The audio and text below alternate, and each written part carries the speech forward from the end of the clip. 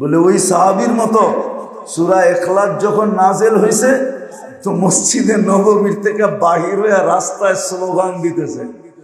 সাহাবা বলতেছে, গ্রাম্য মানুষ তো, সাহাবা বলতেছে আর হইলটা কি?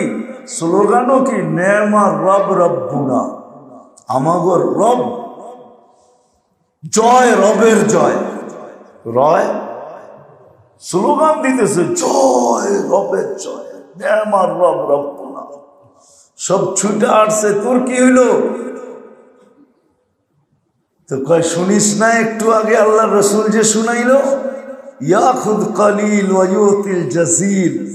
সূরা ইখলাস পড়তে লাগে না 1 মিনিট, এতটুকু একটা সূরা পড়তে দেরি 10 পারার সওয়াব দিতে দেরি করে না। তো আমি রবের নামে স্লোগান দিব না তো দিব কার নামে?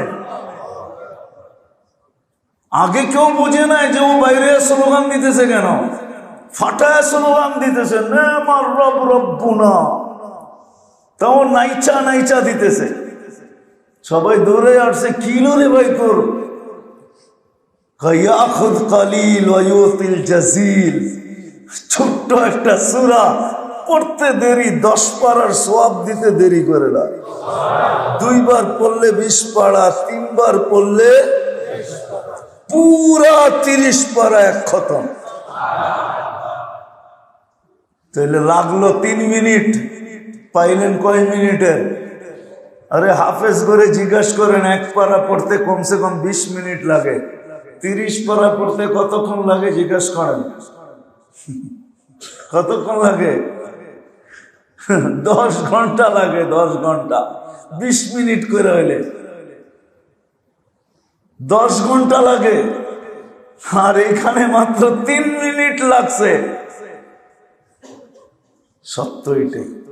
শিখি, নিজের ভিতরে অনুশোচনা আনি, নিজের ভিতরে ভাবনা আনি, নিজের ভিতরে চিন্তা আনি যে হায় দুনিয়া সামান্য দামি জিনিসকে সুরক্ষিত করার জন্য আমি এত আপ্রাণ চেষ্টা করি, আমার জীবনটা তো আখিরাতের আল্লাহর কাছে রাসূলের কাছে এত দামি, আমার যৌবনটা তো এত দামি, প্রত্যেকটা স্তর দামি।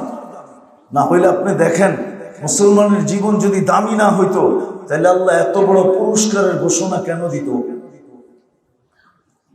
15 বছর বয়স থেকে নিয়ে 40 বছর পর্যন্ত যখন মুসলমান নর নারী দিনদারির ভিতরে কাটায় 40-এ পা দেয়, তো 3টা রোগের থেকে আল্লাহ নিষ্কৃতি দেয়, আর কোনোদিন এই 3 রোগ হবে না, পাগল হবে না, শ্বেতরোগ হবে না, কুষ্ঠরোগ হবে না।